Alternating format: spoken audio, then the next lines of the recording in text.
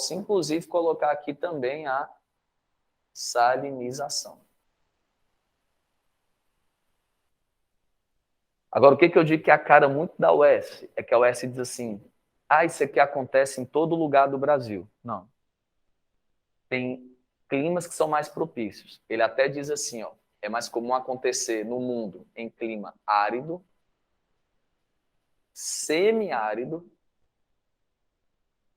e a UES gosta de usar uma expressão assim, ó, subúmido seco. Então pronto, quem for fazer o S, tá? Quando ele falar assim, a desertificação, ela é mais suscetível de acontecer onde? Nos desertos, que é o clima árido, no semiárido e no subúmido seco. Se fosse aqui no Brasil, quais seriam os biomas mais suscetíveis a acontecer? De todos, qual é? Foi até questão da Caatinga, mas também vamos dizer que o Cerrado, né? Como você disse, bem lembrado. Então, assim, onde o potencial é muito grande para ter, Caatinga e depois um Cerrado.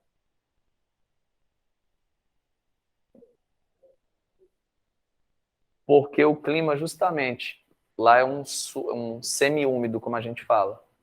Como aqui o clima do sertão é semiárido, aí é mais propício ainda. Porque já tem a suscetibilidade natural, né? O clima já é mais seco ainda. E a quantidade de chuva aqui ainda é menor do que lá.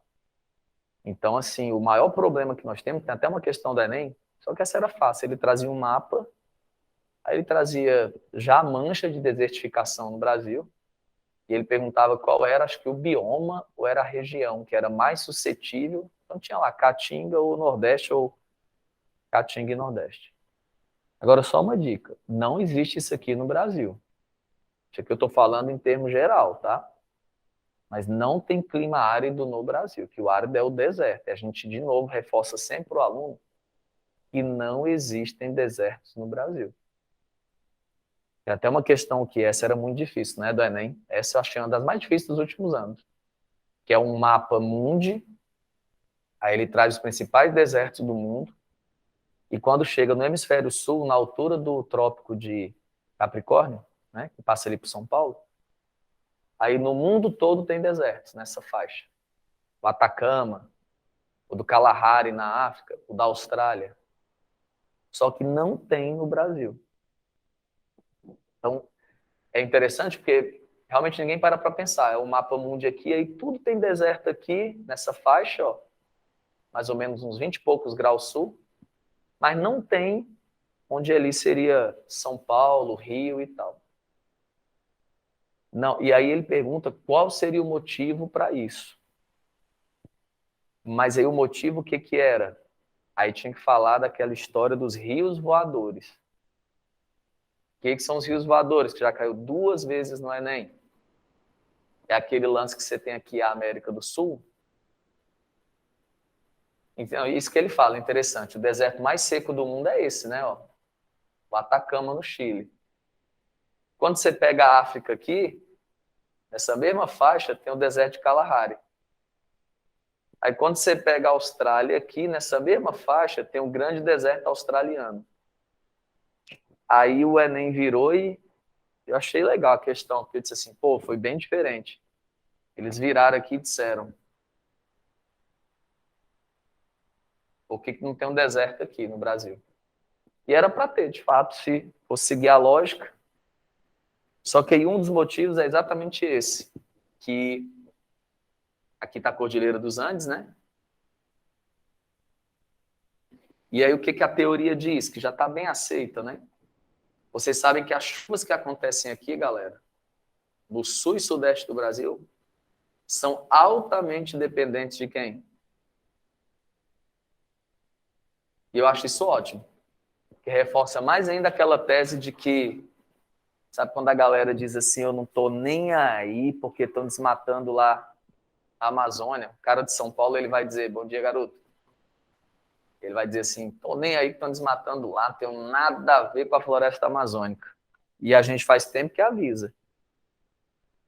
Essa região aqui, se continuar com esse desmatamento na Amazônia, essa região vai ficar cada vez mais seca. Os índices de chuva, ou então vai viver, porque aí eu tenho até medo de outra coisa também. O aluno diz assim, o Rafael é um doidinho, tá só dizendo que vai parar de chover lá em São Paulo, Rio, não sei o quê, mas a gente liga a TV e a chuva só tá faltando acabar com tudo, né? Lá no Rio de Janeiro. Essa semana até vi uma expressão legal que o cara disse que o Rio de Janeiro vai ser um laboratório para as mudanças climáticas, porque os eventos extremos ali parece tá muito estranho, né? Vocês viram em Angra dos Reis, choveu tudo, metade de tudo de um ano. Gente, olha a loucura. Não, fora o Petrópolis que a gente viu, aí Angra agora choveu em 3 dias a metade do ano todo. Mas se você pensar que em 3 dias choveu a metade do ano, né, é muita chuva. Só que é por isso que eu não gosto de usar com vocês mais o termo aquecimento global e falar, olha, são mudanças climáticas. Às vezes não é que a chuva vai parar total também, mas é que a chuva vai ficar toda desregulada. Vão acontecer eventos extremos. Do que tipo? Do mesmo jeito que vocês estão vendo agora essas chuvas para matar gente mesmo, chuva que não acaba mais, vai ter momentos, ou no mesmo ano, por exemplo, que você pode ter em algum momento do ano, choveu que só ali, rápido demais, pá, depois vai ficar seco demais. E é isso que os que são negacionistas não conseguem entender, porque eles veem uma chuva dessa e eles dizem assim, como é que estão dizendo que vai ficar mais seco lá no Sudeste e no Sul, se é chuva que não acaba mais agora? Bom dia, jovem. Aí eles não conseguem entender que são eventos extremos. Acho que essa eu não sei se a gente já pode falar, porque está dentro do esperado. Bom dia, jovem. Nada. Está dentro do esperado. Está na época certa de chover, que é maio, abril e maio são os 2 meses mais... Abril e maio. Março e abril são os 2 meses mais chuvosos. Agora sim, de fato, tem sido um volume que assim fazia anos que a gente não acompanhava, né? Mas talvez isso seja cedo para falar de mudanças climáticas e tal. Agora, não, a gente está vendo os eventos extremos no Brasil, essas chuvas fortes e tudo. E outra coisa, vocês lembram que a gente tem oscilado entre secas e muita chuva. Então você vê que assim faz sentido aquilo que os cientistas falam de eventos extremos, assim, quando é chuva vai ser muita chuva no mesmo lugar, mas quando for seca vai ser muita seca. Aí quem é negacionista acha que assim só seria comprovada a teoria se ele só fosse ficando seco, seco, seco e mais quente. E não é isso. Tu tá entendendo? Então, essa teoria dos rios voadores, que é muito aceita, é aquela que a umidade vem daqui, ó, do mar. Não pensa na nuvem. Mas quando ela chega aqui na Cordilheira dos Andes, ela desce. Ela provoca chuva aqui em cima. É por isso que não teríamos desertos aqui. Porque muita da umidade da Amazônia viria provocar chuvas aqui. Aí o que é que os cientistas estão dizendo? Se desmatarem a floresta aqui, certo? Essa nuvem vai diminuir, essa umidade vai diminuir, e consequentemente vai diminuir a chuva aqui também. Mas isso não impede de que quando tiver também chuvas, ter eventos extremos. Certo? Até porque essa chuva, que seja do evento extremo, talvez não seja mais essa que vem daqui, que é até benéfica. Ah, essa chuva que vem daqui e tal. Não. Sabe o que vai ser o evento extremo lá? A água aqui do litoral, da Baía de Guanabara. E vai estar tão aquecida em um momento, que vai provocar uma pancada de chuva gigantesca. Então a galera não consegue associar muitas vezes as coisas. Tranquilo? Mas vamos lá. Então, desertificação seria isso. Quinta questão aí, o gabarito vai ser a letra A. Foi a primeira que nós fizemos. Bora dar uma acelerada aí.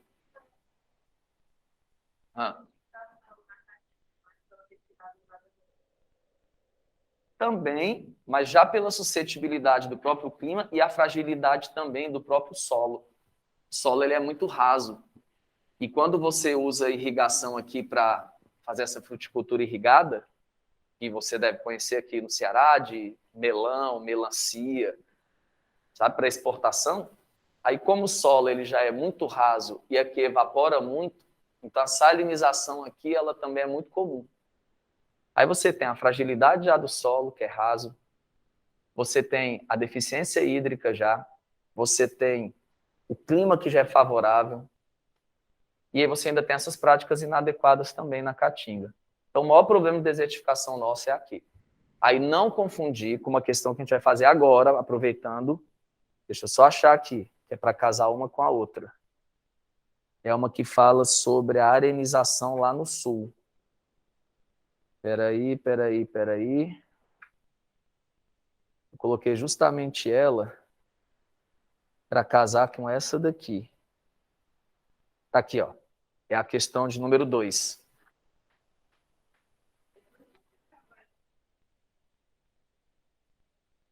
Vamos tentar fazer todos. Eu vou dar uma acelerada aí, tá? Ó, essa 2, por exemplo, ela vai ser super rápida. E como eu já expliquei essas 5, aí vamos para 2 agora. Ó, a agropecuária é uma das atividades humanas que causa maior impacto sobre o ambiente natural, ok.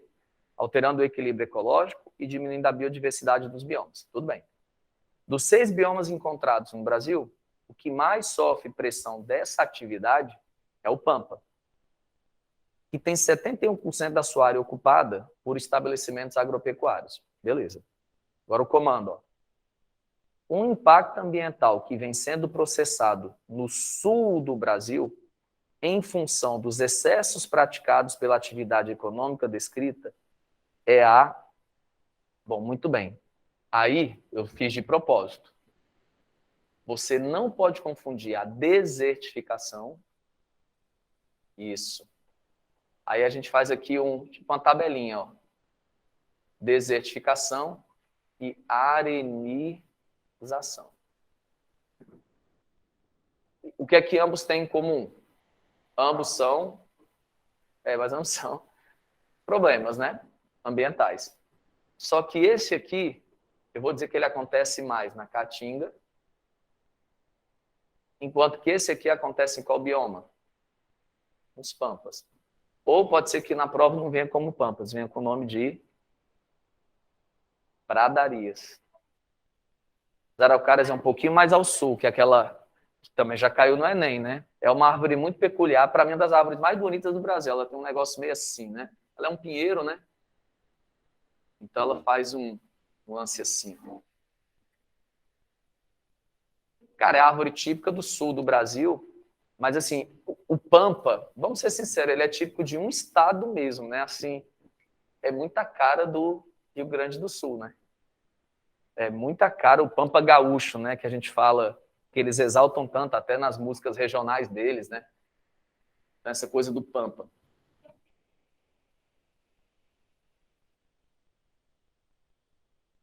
É a Mata dos Cocais, Ozono dos Cocais. É porque, na verdade, assim, enquanto as araucárias são um pinheiro, né? Ali, quando você chega, é Buriti, Carnaúba, Babaçu, que são palmeiras. Mas também tem um porte bem elevado. Agora, a diferença é que a Mata dos Cocais aqui, Maranhão e Piauí, né, no meio norte, ela é tipo como se fosse um ecótono, igual ao Pantanal. O que é um ecótono na biologia? Como se fosse transição. É literalmente um ecótono, assim, uma faixa, uma zona de transição. Né? Porque o Pantanal, ele não é bem definido. Em que sentido? Você não tem como, por exemplo, na Caatinga, você tem uma vegetação típica da Caatinga, que define bem assim, é única. Aliás, só outra curiosidade, a Caatinga é a única que é exclusiva do Brasil, né? É o bioma que você não encontra em lugar nenhum do mundo nada parecido. Porque a Amazônia você tem em outros países. Pinheiro você tem em outros países. Pampa você tem na Argentina, no Uruguai. Até o Pantanal você tem no Paraguai, que é o Chaco deles, mas a Caatinga não existe em nenhum lugar do mundo. Ela só existe no Brasil. Não, existe, mas o bioma, tal como a Caatinga, não. Ela é exclusiva, é até a questão da UES, né? Qual é o bioma que é exclusivo do Brasil? Caatinga. Não tem nada assim parecido enquanto bioma em outro lugar. Né? Então, por isso que eles falam muito da importância da caatinga, porque eles falam, gente, não tem nenhum outro lugar, isso aqui é único. Mas a gente sempre se acostumou mesmo a ver, às vezes, a caatinga como um bioma de segunda categoria, como a galera fala. Né? Infelizmente. Mas o mangue, acho que ele não entra como um bioma. O mangue, ele é só um ecossistema. Né? E outra, ele pode existir em qualquer lugar do litoral brasileiro, mais ou menos do Amapá, onde começa o litoral, até Santa Catarina, mais ou menos, tem mangue. Então, ele não é... Porque para ser um bioma, tem que ter muito uma definição assim de clima, de zona. É ali que tem, é ali. Enquanto que o mangue, ele pode passar por, entendeu? Vários litorais de climas diferentes. O que importa é ter o encontro do rio com o mar. E está dentro da zona mais tropical, né? Para ter os manguezais, que os manguezais são tipos da zona tropical. Tranquilo? Pantanal e cocais, isso. Aí, mangues, eles entram como vegetação litorânea, ecossistemas, assim como as restingas. As restingas é aquela vegetação das dunas. A gente chega e aí, quando a duna ela é fixa, que ela não se move, é porque ela tem aquela matazinha assim, rasteira, que segura, é a típica restinga. Certo? E aí os biomas tradicionais. Quais são os biomas tradicionais? O amazônico, caatinga, cerrado, mata atlântica, pampas. E aí muita gente vai colocar o Pantanal e vai dizer assim, e as araucárias? Aí é que tá. Não. Tem autor que bota as araucárias dentro da Mata Atlântica. Tem muita gente que faz isso, mas assim, eu confesso para vocês que a maioria das questões separa. Traz a Mata Atlântica como sendo uma coisa e as araucárias lá, Santa Catarina, Paraná, como sendo outra. Mas tem mapa que você olhando, você vê que é uma coisa só.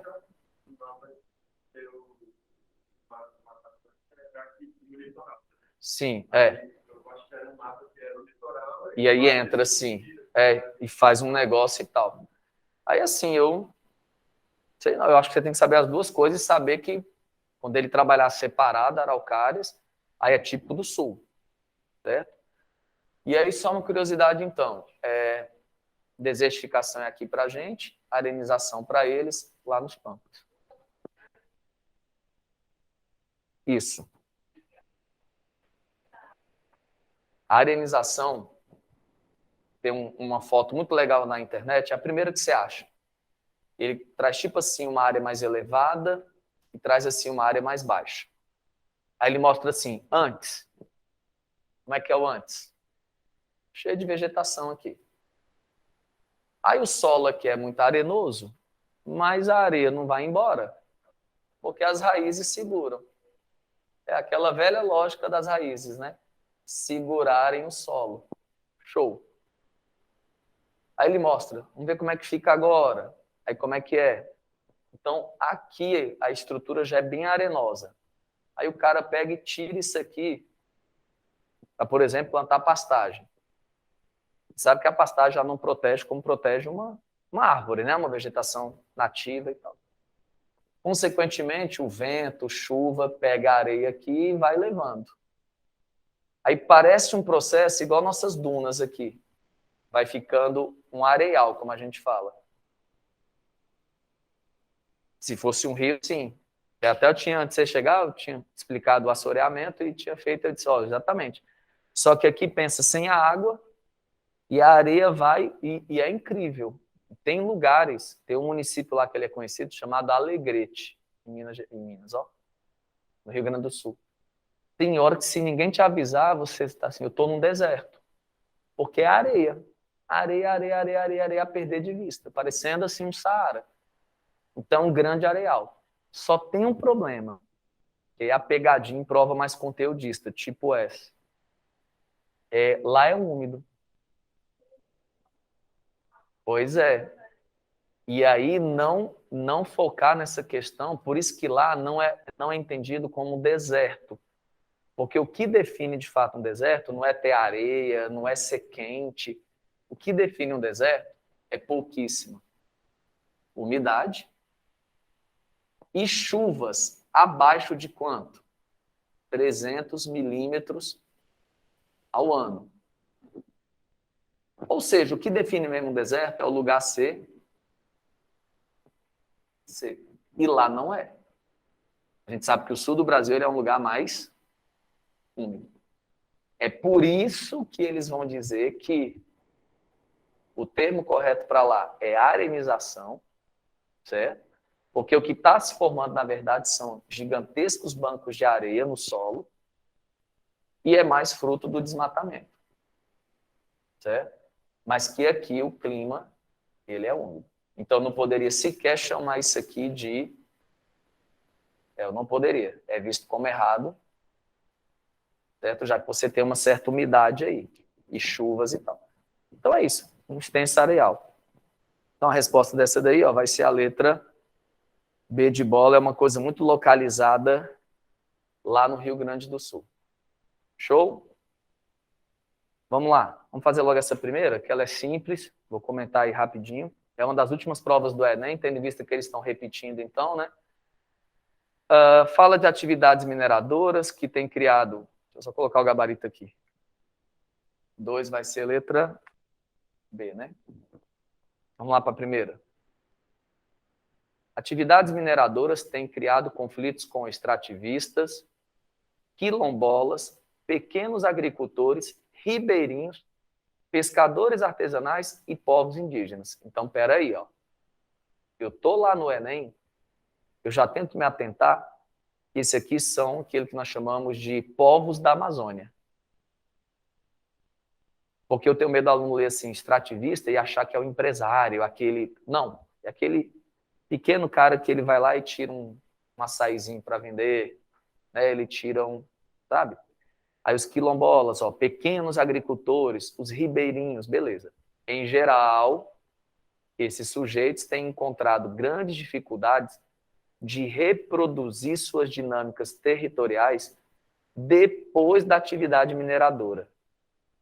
É aquilo que a gente fala, né? A mineração, ela deixa aquele conceito que a gente fala, que os caras do exército usam, né? Em guerra, a gente usa na questão do meio ambiente, que é o conceito de terra arrasada, né? A Ucrânia agora, se você for, aquela Mariupol lá, é terra arrasada, né? Literalmente. Tá lá. E a mineração, ela faz algo parecido. Ela, depois que ela sai de um lugar, fica lá. Contaminado solo, água, e principalmente aquela mineração que não tem o menor cuidado. E o garimpo. E o garimpo eu ainda acho pior, às vezes, porque o cara da mineração, o grande, ele tem fiscalização, né? Ele tem que cumprir algumas regras, ele tem que ter um manejo mais sustentável e tal, medidas mitigadoras, ele tem que ter um estudo de impacto ambiental. O pequeno não tem fiscalização de nada. E essas denúncias que a gente vê do garimpo lá na Amazônia, né? Para tirar diamante e ouro. Diga lá.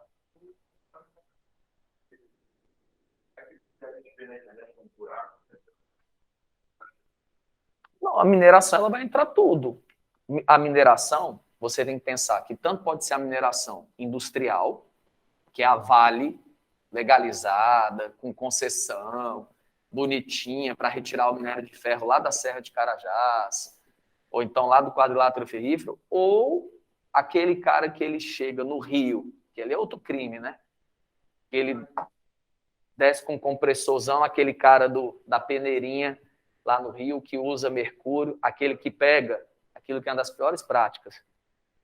Ele pega aquelas mangueiras, aí chega logo com aquele gerador, no meio da floresta, liga o gerador, joga a bomba lá puxando a água do rio, aí ele começa aqui com a água ó, no barranco, e é muito arenoso, né, ali na Amazônia, aí ele começa que é uma prática parecida com o que o Corpo de Bombeiros está usando para tentar achar sobrevivente, eu nem digo, restos mortais, né, para enterrar a galera, lá em Angra dos Reis. Mas essa prática que eles fazem, dos bombeiros, que é a mesma prática, mas essa é bacana, que é porque eles vão, tipo assim, dissolvendo a lama para ir aparecendo as coisas. Fica a lama aqui, um barranco de lama que deslizou, e eles ficam aqui com a mangueira. Ó. Do dia o cara até usou o nome dessa técnica que os bombeiros usam. A galera do garimpo faz isso, que é para destruir o barranco, mas é para tentar achar minérios, né? Pedra preciosa, diz assim. Então, e aqui essa lama vai toda para o rio. Não, agora a teve foi em Angra. Estava até comentando aqui. Foi tão preocupante, é o que eles chamam lá de Costa Verde, no Rio. Foi Angra e Paraty, que é aquela cidade linda, linda, linda. Aí morreram, acho que umas 19 pessoas, mais ou menos. E lá teve uma preocupação. E outra coisa, como eles estão dizendo, que o Rio talvez seja laboratório das mudanças climáticas, porque está tendo muito evento extremo, principalmente de chuva e ondas de calor. Porque o Rio sempre foi quente, bora combinar. Mas assim, está ficando mais comum, cada vez mais verões com 40 graus, 41 graus. Pancadas de chuva, assim, deslizamento e tal. E tem o relevo que favorece. O relevo ali, ele já favorece os deslizamentos pela gravidade. Aí tem também o homem está retirando. E ali nessa Costa Verde, gente, é uma área muito valorizada turisticamente, né? E assim, a gente já tinha visto também no passado em Angra. A gente até ficou preocupado porque as usinas nucleares são lá. Só que acho que o medo não é da chuva danificar e tal, porque aquela usina ela é projetada para... eu vi que eles estavam preocupados, olha que interessante, vamos dar uma questão legal. Com os deslizamentos, bloquear uma estrada, ou derrubar uma ponte, ou... Já viram que, às vezes, como a estrada toda, né? A estrada desaparece, né? E vamos supor que seria um azar muito grande, mas quem tem usina nuclear tem que estar preparado para isso. Suponha que tem um problema na usina, não por isso. O problema na usina ele pode dar por qualquer coisa, a qualquer momento. Como é que a rota de fuga iria funcionar? As pessoas estariam presas dentro da cidade e tal, mas não afetou o plano, a rota de fugas que já existe, né, no plano de evacuação da cidade de Angra, por conta das usinas e tal, né? As duas que estão em funcionamento, Angra 1 e Angra 2. Mas é legal.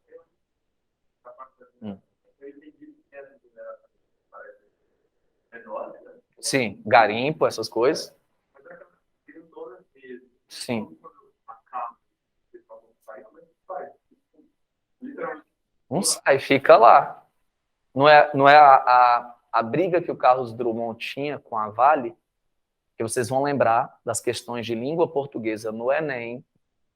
Quantas vezes já os professores de literatura adoram? Eu acho que é uma das partes mais legais da literatura brasileira. E você pega aquele que talvez tenha sido o maior poeta brasileiro, para muitos, né? E ele tem uma história muito marcada de confronto com a Companhia Vale do Rio Doce. Por quê? Porque o Drummond ele vive na mesma época ali do Getúlio Vargas. Eles são contemporâneos. De onde ele é, o Drummond? De Itabira, que é a terra onde foi fundada a Vale do Rio Doce. O nome Vale do Rio Doce é porque vale é de rio. Como eu posso falar aqui, Vale do Jaguaribe, Vale do São Francisco, Vale do Acaraú. A palavra vale, ela é sempre para dizer que é uma área que é banhada por um rio. Rio Doce é o rio que passa pelaquela região. Principalmente do quadrilátero ferrífero ali e tal. Então o nome da empresa foi escolhido por isso. O Getúlio pegou, alguém lá deu a ideia. Getúlio, vamos chamar o nome dessa mineradora, isso foi em 1942, em plena Segunda Guerra Mundial, né? O Getúlio construiu um ano antes, ele inaugurou não, né? Ele pensou em fazer a CSN, que é a Companhia Siderúrgica Nacional, lá do Rio, em Volta Redonda, para fazer aço. Só que aí, assim, se eu vou fazer aço, eu tenho que ter a matéria-prima do aço. Então, eu tenho que ter ferro e manganês, não tem? Onde é que tinha muito ferro e manganês? Pertinho de Belo Horizonte. Quadrilátero ferrífero. E depois, vamos botar uma estatal lá. Como é que vai se chamar, Getúlio? Companhia. É que tem lá? Vai ter um rio e tal. Qual é o Rio Doce? Então, ela vai chamar Vale do Rio Doce. Que hoje é só Vale. Beleza.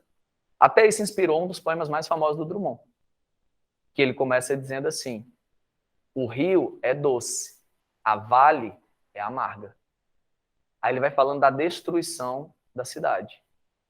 Inclusive, ele é pé da vida, porque uma das casas que ele morava, tipo uma fazenda, ela não existe mais, no lugar original. Existe a réplica dela em outro local de Itabira. É interessantíssimo. Só que aquele lance da afetividade do lugar não existe mais. Então, não sei se hoje é filha ou neta, é mais fácil ser neta, que ela toma conta lá do acervo, dessa casa e tal, mas ela diz, olha, acho que tanto dia o meu avô morreu, mas amargurado com essa coisa. Ele batia de frente mesmo com a Vale, porque ele falava, depois eles vão embora. Então ele falava assim, eu sei que gera emprego daqui, dali, e depois cria uma relação de dependência tão grande com a cidade, que depois a cidade, ela depende muito economicamente, passa... E aí as pessoas acabam entendendo, aqueles que são tão capitalistas de um jeito, e aqui vai uma crítica mesmo, Rafael fala, mas eu quero ver se foi... Eu morei em cidade de mineração, que é Araxá. Eu sei o que é isso. Eu morei 5 anos na terra do Nióbio, gente, que é a CBMM, dos Moreira Salles, dono do Itaú. A cidade gira em torno do minério. Aí a gente fica assim, meu Deus, se ela for embora, o que vai ser da gente? E porque cria uma dependência com ela, que empregos diretos e indiretos, a grana que circula e os famosos royalties. O que são os royalties? A empresa paga para a prefeitura, paga para o Estado, vai tirando o minério e paga, igual petróleo. Só que é como você disse, se não tivesse o minério, a gente ia inventar outra coisa. A gente, de repente, ia ser turístico, ia ser não sei o quê. Só que, como veio a coisa do minério, a cidade ficou tão dependente daquilo que aí é fácil também a galera dizer assim, mas olha, eles dependem da mineradora. Ela tornou uma dependência também muito grande, aquilo ali. E aí acontece aquele caso que vocês vão lembrar. O primeiro lá em Mariana, que quando teve o rompimento da Samarco lá, que o prefeito estava desesperado para reabrir de novo a Samarco. Mas muitos moradores também estavam, dizendo assim, beleza, matou gente e tal, não sei o quê, mas a gente quer voltar a trabalhar. Eu também entendo. Eu entendo também as pessoas. Certo? Então quem tem que fazer é o advogado do diabo. Mas eu entendo perfeitamente quando o prefeito disse assim, beleza, matou gente, tem um impacto ambiental, mas a gente precisa da empresa reaberta. E muitos moradores também falando, olha, é triste, a gente sabe o que aconteceu, eu perdi um parente, mas a gente precisa da grana. Porque mesmo quem não trabalha na mineradora, o cara que trabalha, ele gera dinheiro para o restaurante da pessoa na cidade. Ele compra na farmácia. Então, assim, cria uma dependência. Então, o Drummond sempre bateu muito nessa questão da mineração lá da Vale. Né? Isso. E aí, o famoso pico do Cauê, que ele via da casa dele, não existe mais. O que tem é um buraco. O famoso pico, era um pico, gente, você imagina, era um pico, ó, tipo uma elevação. Hoje o que tem é um buraco. Não, eu já tem mineradora de hoje que faz o quê? Ela recupera a área e cria até, às vezes, um parque, alguma coisa? Tem. As coisas também mudaram. Por exemplo, na época... Não, mas aí é que tá. Na época que teve o de Mariana, mostrou em Minas Gerais mesmo, uma empresa que ela não produz a lama. Ela tem uma máquina, que eu quero que vocês vejam. Ela pega como se fosse a lama, e são umas placas, tudo automatizado, que elas prensam tanto, mais tanto, que o líquido sai, e quando abre, fica parecendo que é só a terra seca. Aí eles vão colocando no caminhão, leva, colocou tudo, o cara reflorestou e disse, tá aí, ó, nós não temos barragem de lama. Aí foi isso que vem aquela discussão. Ninguém está também dizendo que a mineração tem que ir embora. Só que a prova que dá para fazer sem precisar fazer a barragem de lama. E se você for olhar a própria barragem de lama, lembra da questão da Unifor? Quando teve, que a Unifor disse assim, tem 3 tipos de barragem de lama. Que é aquela montante, centro e jusante. Na época, a discussão era essa no Brasil. Todo mundo aprendeu barragem a montante, barragem a jusante. Vocês sempre lembrarem que está aqui o rio, correndo para cá, ó, sempre a expressão montante, que já caiu, inclusive no Enem eu acho difícil, mas eu tenho uma dica. Montante é sempre com a ideia que você está indo contra, porque você está indo tipo pro... Tinha um aluno que ele falava assim, Gama, estou indo para o monte, para a montanha onde está nascendo, né? Eu digo, montante é nesse sentido, e jusante é no mesmo sentido do rio. Então, a barragem, a montante, é uma, e, por exemplo, está aqui a barragem de Lama. Aí faz só assim ela. Ela usa pouco material para fazer a barragem. Essa é a montante, que é a das duas que romperam no Brasil. A de centro, ela já usa um pouco mais de material. Mas quando você faz a jusante, ela tem tanto material na barragem. Só vai ser olhando a foto, depois você bota no... Então ele tem a jusante, quer dizer a inclinação dela. A inclinação e a quantidade de material. Só que aí tem, consequentemente, o... Aí não é essa a discussão? O lance do preço? Aí depois que acontecer essas duas, já está proibido no Brasil fazer novas barragens a montante. Então, você tem que fazer as barragens. Aí é quando a gente fala para vocês, que é aquela coisa que a gente critica, às vezes, o capitalismo nesse sentido. Não é o capitalismo por si, mas é aquela coisa do cara, eu vou fazer aqui o negócio meia boca, porque é o mais barato, e é isso, e acabou-se. É. E aí é o que ele chama aqui de terra arrasada, que vocês sabem que aquela última que rompeu em Brumadinho, ela estava... Faz tempo que não tem mineração lá, né? Ela estava desativada. Então, reforça mais a tese de que, mesmo quando termina tudo, os impactos vão ficar. E os impactos estão até hoje, depois do vazamento da bolsa. Em Brumadinho.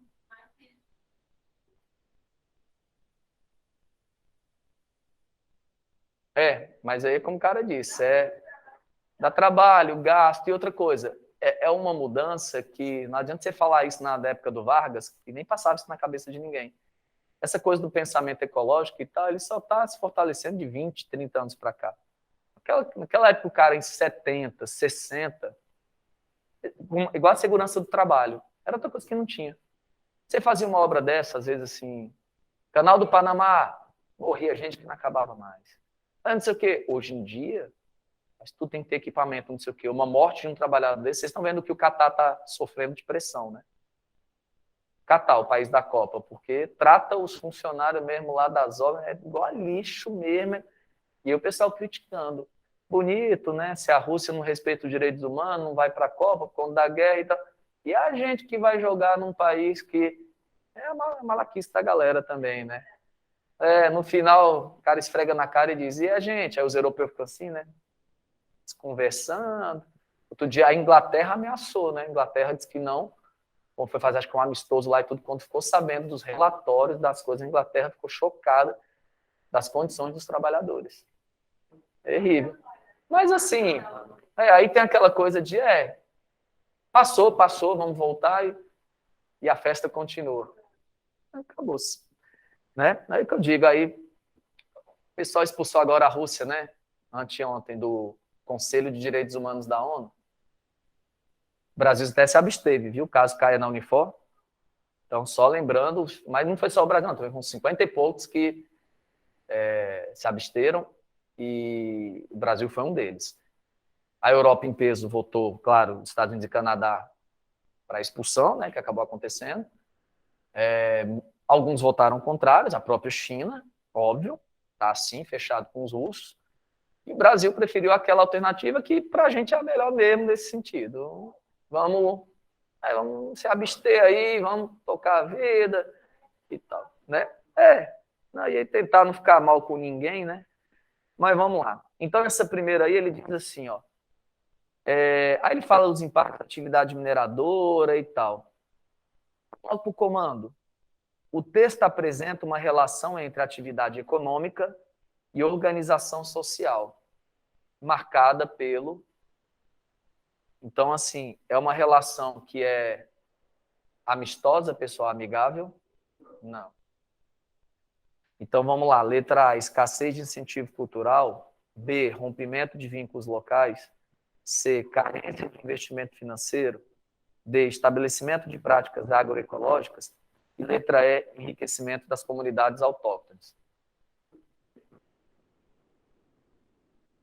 Porque aqui o que é mais fácil de eliminar de cara? A D nem pensar. Estabelecimento de práticas agroecológicas, de ecológico aí, tem nada. É. Isso, exatamente. A E fala enriquecimento das comunidades locais, nem pensar, elas vão ficando mais pobres, né? Nem com... Pois é. Exato. E a C fala carência de investimento financeiro, não, porque tem até compensação e outra. Tem investimento ali naquele momento. Enquanto a atividade está lá, beleza, mas e depois?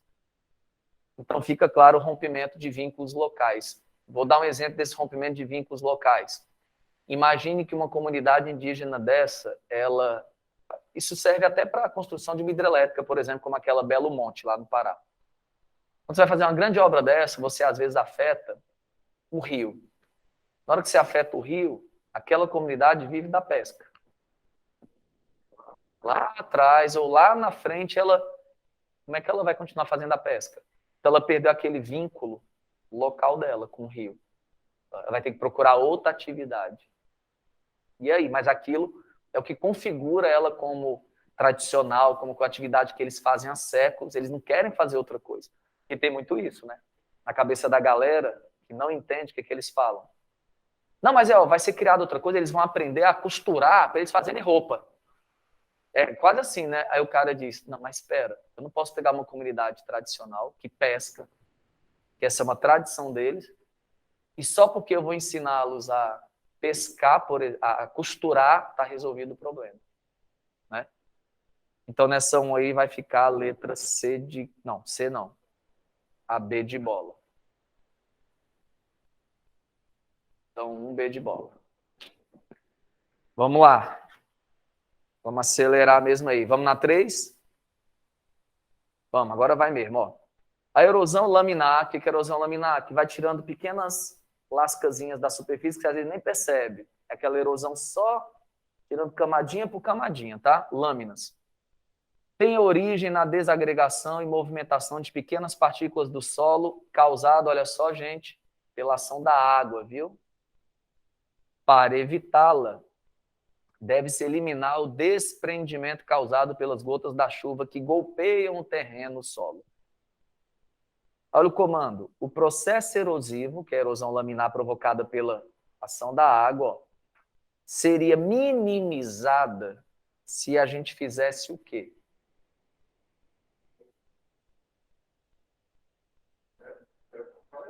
Pronto. Então, moleza. Não, de cara, ó, inserção da pecuária extensiva? Não, né? Porque vai desmatar e tal. Alteração da declividade do relevo.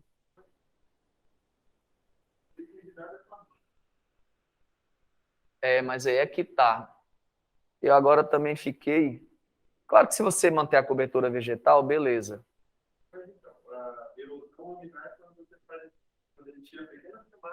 Sim, mas, por exemplo, quando eu faço terraceamento, eu não estou alterando a declividade do relevo? Estou. Em tese, por que eu não poderia? Eu sei que a B está mais correta porque serve para tudo. O solo, mesmo que ele seja mais plano, mais íngreme, mantendo a vegetação, beleza. Mas a alteração da declividade do relevo fica só um pouquinho estranho, porque o próprio Enem tem uma questão onde ele diz que tem uma montanha e eu poderia alterar sim a declividade aqui, bastaria eu construir aquele sistema de terraceamento. Ó, A erosão laminar, ela pode acontecer também planas. Pois é, isso que eu estou pensando, fica mais completa a B, porque independente da declividade ou não, vai acontecer a laminar.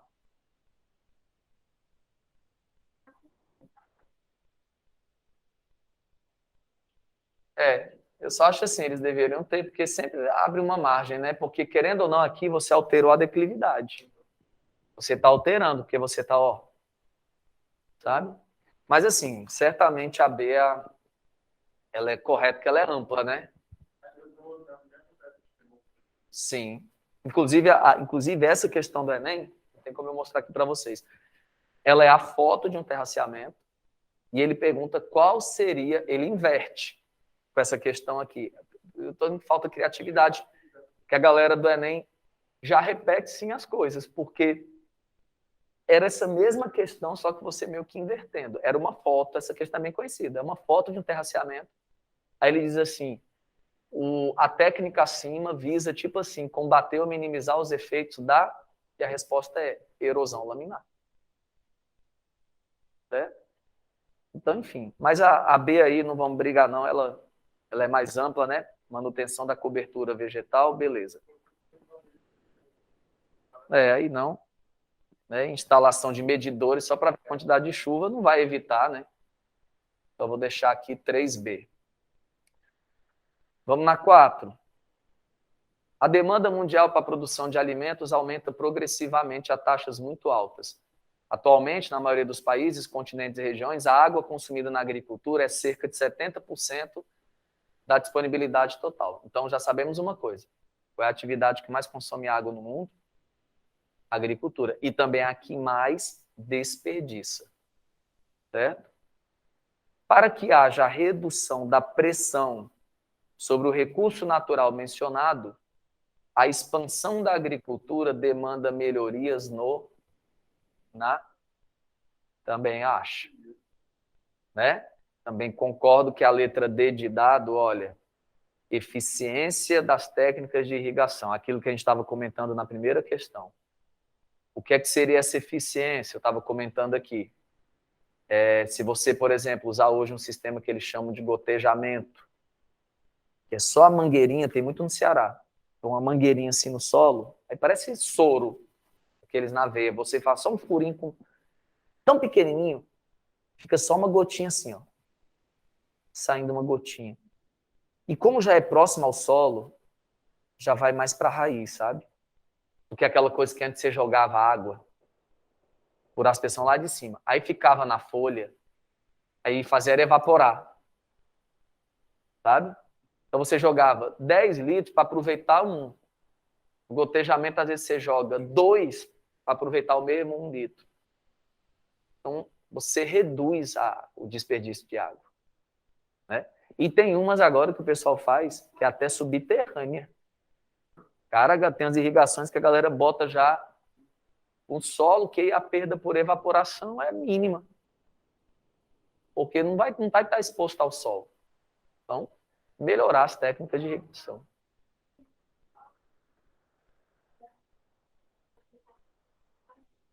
É a hidroponia.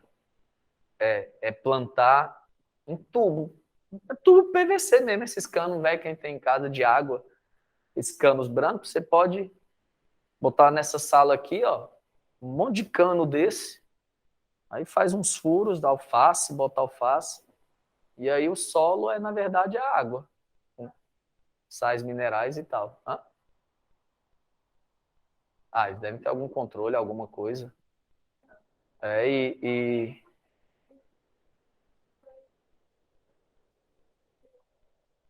Sim.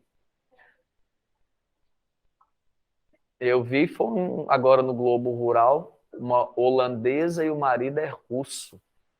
Os caras vieram com muita grana, juntaram grana de solar, aí pegaram um interior de São Paulo, que eu nunca nem ouvi falar, mas eles disseram que o clima, assim, espetacular e tal, para plantar um tipo de tomate, e falou no nome do tomate, a coisa mais linda.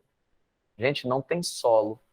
São uns andares que eles usam como se fosse assim, tipo vasos, que é tão alto, mas tão alto, que para você chegar lá de cima na estufa, pega um andame daquele que aperta e o bicho vai parecendo aquela sanfonazinha, vai subindo, que é pro cara, como se fosse uns 4, 5 andares lá de prédio para fazer a colheita. E assim, impressionante, os tomates saem todos perfeitos, assim, tal. Então é coisa que ela disse, ó, de primeiro mundo aqui, um gasto, mas você vê como é aquela agricultura que ela é de precisão mesmo, né? E não tem um solo mesmo tradicional, é dentro de uma estufa e plantando em andares e um negócio impressionante. Então, é aquilo que a gente chama muito hoje também é a falta de espaço, né, também. E outra, você controla o ambiente, né? Porque a vantagem, como ela estava dizendo, eu controlo todo o ambiente aqui. Então, pragas, e tal, o clima, eu consigo controlar dentro dessa gigantesca estufa. A agricultura moderna tende a ser essa mesmo, essa coisa 4.0 que a gente fala, certo? Bom, vamos lá. Então, essa 4 aí, beleza, ficaremos com a letra D de dado. A 5 nós já fizemos, bora para a 6 bem rapidinho. Essa 6, ela é bem perspicaz, ó. Ela diz assim: considere o gráfico de extrativismo vegetal e silvicultura. O que é silvicultura, pessoal? Plantar árvore para explorar a madeira. Já viu quando você pega aquele picolé daqui? Bom, aí no final tem lá madeira de reflorestamento, né? Os famosos lápis da Faber-Castell, madeira de reflorestamento. Isso é a silvicultura. Eu agora planto a madeira que eu vou, né, e não só extrair dela que está lá na natureza e tal. Beleza.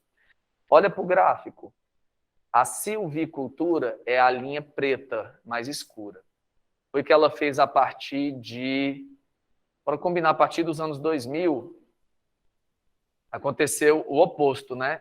A silvicultura cresceu que só, e o extrativismo vegetal, ele diminuiu. Claramente você vê uma coisa, o lance da consciência ambiental mas também a pressão, né? A pressão para que as empresas, ei, você faz o quê? Lápis?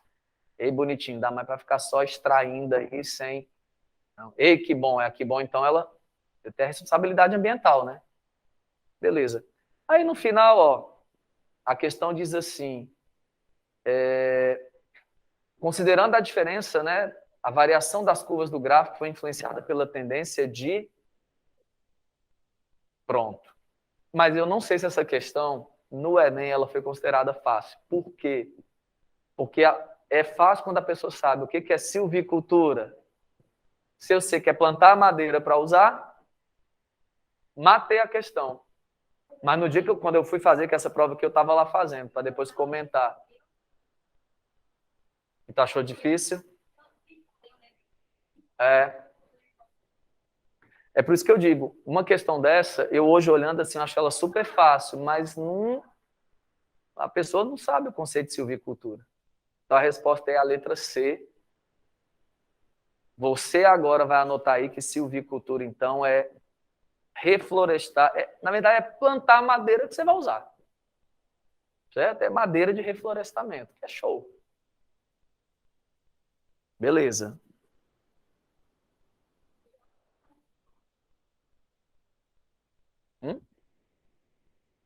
É.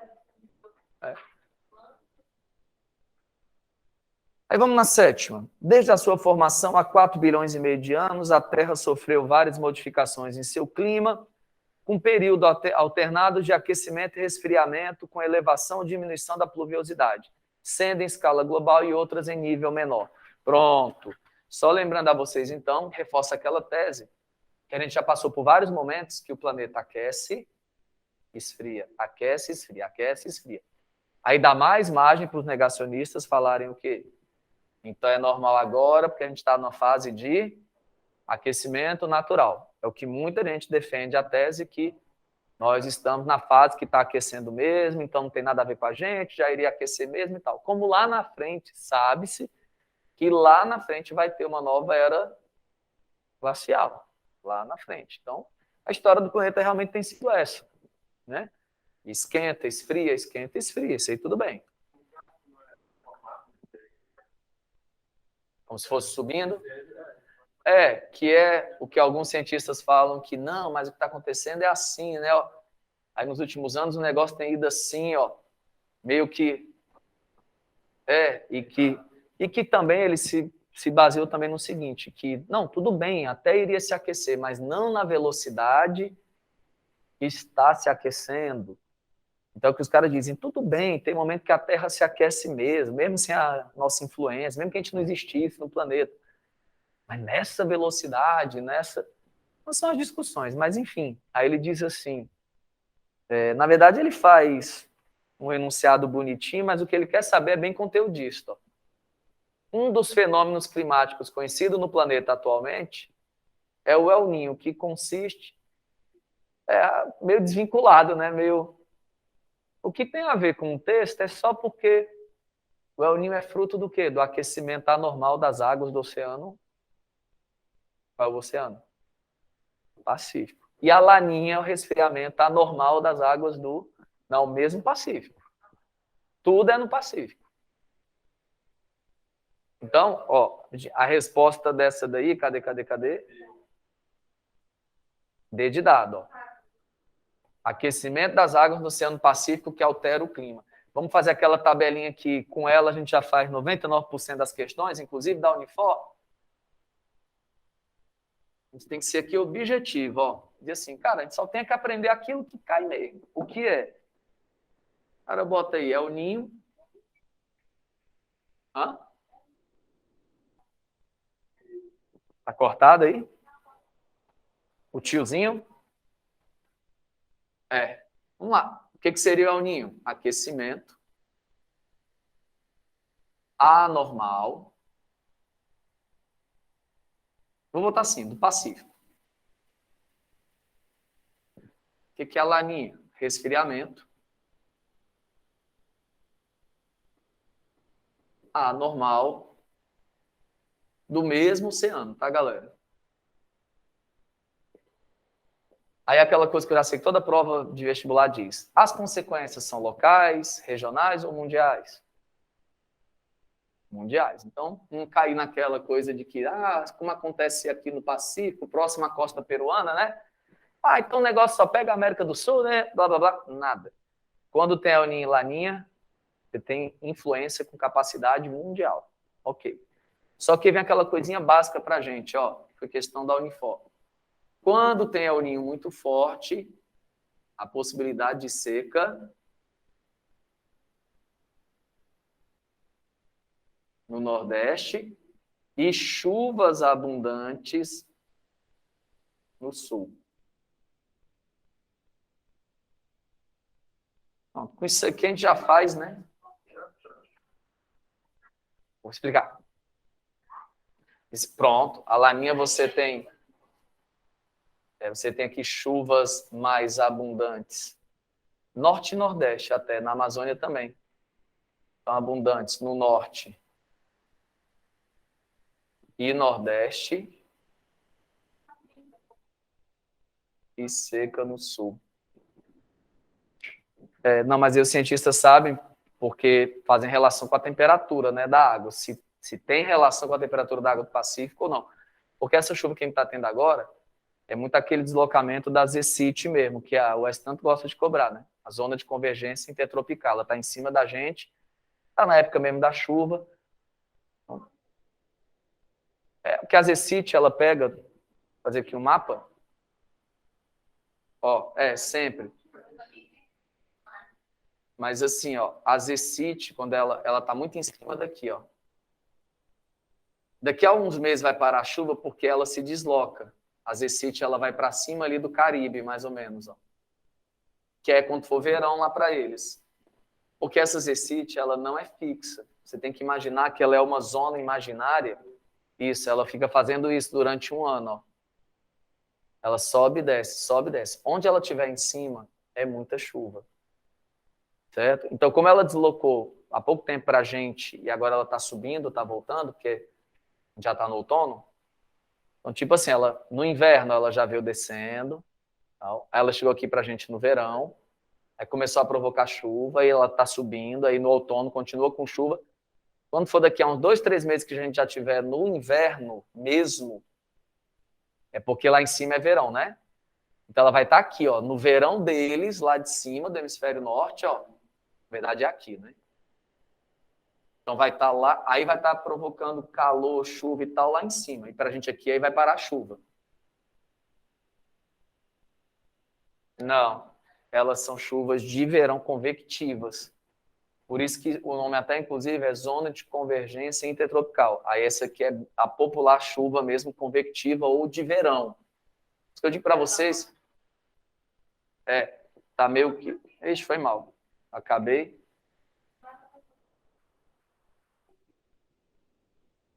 Não, e agora vai ser cada vez mais... O que era isso aqui? Né? Que era o zero da linha do Equador. E aqui, e aqui, e aqui. Beleza.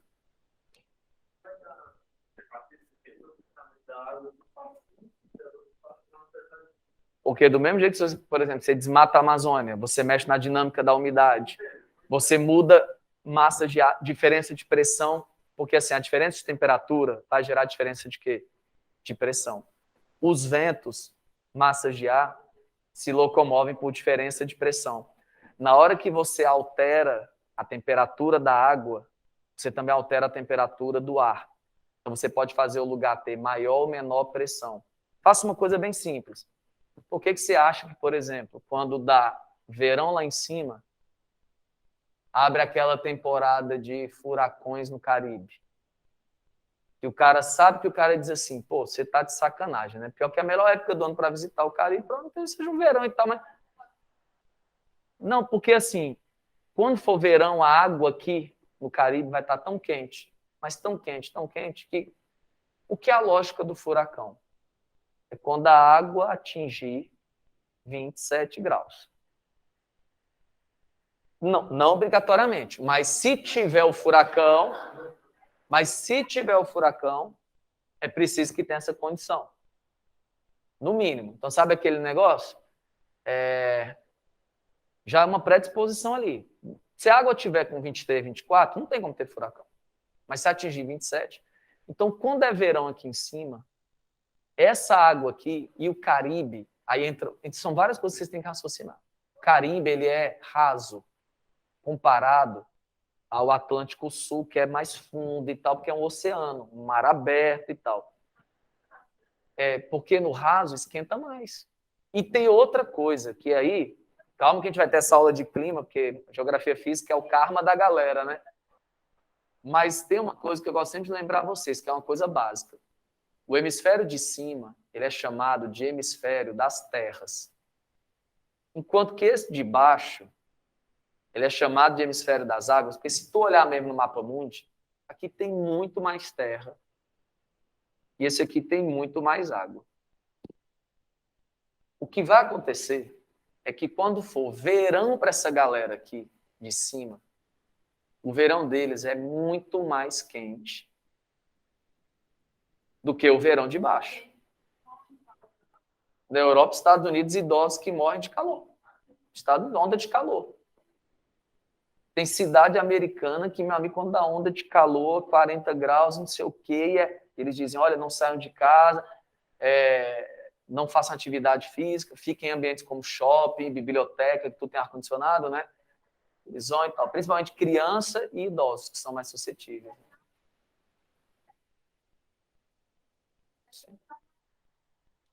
Passa.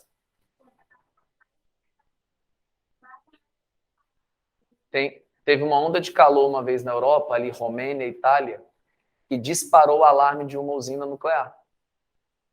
Da onda de calor. Como eles vivem de extremos, e as ondas de frio. Então, mas por que eles vivem de extremos? Porque é química, ou é física isso? Acho que é física. Aquela parte de calor específica. Como eles têm muita terra, esquenta rápido, mas também esfria rápido. Nós que temos mais água, regulador térmico. Esquenta tanto, também não esfria tanto. Para ter furacão aqui é muito difícil. Por isso que eu digo, aqui só teve um furacão até hoje, que foi aquele de 2004 no Brasil, Catarina. Que mesmo assim, quando teve, foi tão difícil de acreditar, tão difícil, foi aquela semana de briga entre o Brasil, a NASA, dizendo, um é furacão, não, é um ciclone extratropical, não sei o quê, não. Aí até que a NASA, o pessoal bateu o pé e disse, rapaz, foi furacão mesmo. Que na época todo mundo ficou naquele alarde dizendo assim, já é mudança climática, isso já é o quê? E aí cresce a teoria daqueles que falam, quando o planeta esquenta mais, essa água aqui, que dificilmente chega aos 27, você sabe quanto é que chega? Chega a 25, 26, mas não chega nos 27, a nossa. Não, aí é o que muita gente diz, que vai saber se daqui a 10, 15 anos não vai chegar aos 27. Aí aquela outra teoria que ainda não está comprovada, qual é?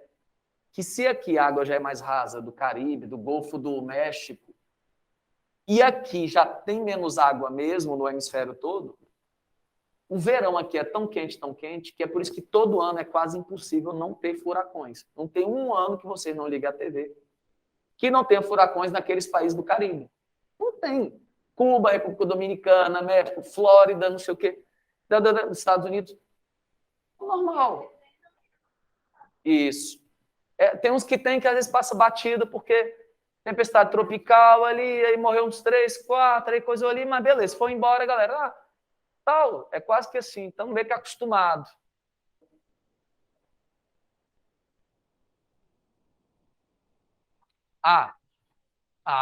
Pronto. Aí sim, as questões de vestibulares dizem que o El Ninho pode agravar os furacões, sim.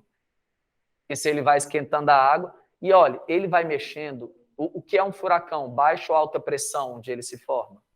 Baixa pressão. Porque a água fica muito quente, o ar fica muito quente, então ele fica leve e ele vai o quê? Subir. Só que quando ele sobe, devido à força de Coriolis, ele sobe fazendo assim, ó. E quanto mais quente for a água, maior vai ser a força do furacão, que ele começa F1, ele pode chegar a F2, F3, F4 e o F5, que é a pior de todas. Ele vai 250 km por hora. Então, assim, o El Ninho, pense nisso, ele desregula, ele mexe na questão da temperatura da água. Se ele mexe na temperatura da água, ele mexe na pressão atmosférica. Se ele mexe na pressão atmosférica, e pressão é assim, se tu mexer aqui, é do planeta todo, porque é um equilíbrio. Não existe espaço vazio na atmosfera. Se um aqui está subindo, o outro vem ocupar o espaço. Então, se você mexeu aqui, vai desregular. Alterou o equilíbrio. Não, a gente deixa para o final, porque como cai menos, a gente vai, que é o que eu achei legal do Believe, ele pegar a relevância dos assuntos no Enem. Eu acho que é isso. Esse é o papel do professor do cursinho, é dizer a chance de geografia física cair é bem menor do que geografia humana. Né? Então, não, e outra coisa, às vezes é o diferencial na prova. Porque o que acontece? Certo, cai menos, cai 4, mas as 4, quando cai, são as mais difíceis. Aí as outras, talvez todo mundo faça. Aí o teu diferencial que é fazer aquelas 3 das 4 de física que a galera não fez. Entendeu? Não é. Como, por exemplo, você perguntar para mim qual foi a questão mais difícil da última prova do Enem? Aquela que abriu a prova amarela, que é a do Sol, do solstício, equinócio e tal. E aquilo ali só... Quem foi meu aluno de Santa Cecília, eu explico, né? E eu digo lá, isso aqui não é todo mundo que explica, não. Tem professor que não sabe, porque aquilo ali não é dado nos cursos, não sei o quê, mas eu sempre dizia, olha, no dia que cair, a galera não vai saber. Então, aquela que não deixa mentir, ó. Não, só depois explicando que isso aí você vai entender. Você vai entender. Meia hora, 40 minutos explicando aquilo ali, eu uso uma lanterninha e você diz, é mesmo, agora eu entendi, porque que é... Vocês vão ver. Sem a lanterna de celular, sem apagar a luz, o aluno não consegue entender. Eu não estou dizendo que um colega meu da matemática foi fazer a prova também para comentar, e ele voltou, chegou lá, e sentou todo mundo, aí ele... Certeza que eu acertei. Eu digo, foi que você marcou o tradicional leste. Eu digo, cara, tu acha que ia ser tão fácil assim a foto, o solzinho pegando a leste? Tu acha que ia ser assim tão óbvio, tão besta? Eu falei assim, cara, essa foi, seguramente, o item mais difícil da prova de geografia foi esse. Aí ele olhou assim para mim, é o quê? Aqui é sul. Quer dizer, sul não, eu tenho que lembrar da questão, para saber se não era norte, peraí. Não, é porque ele queria a sombra. É porque ele queria a sombra. É porque você tem que ver se ele quer onde o sol entra ou para onde a sombra está projetada. Agora eu lembrei que era a sombra do Congresso Nacional. Numa época do ano... Depois eu vou explicar.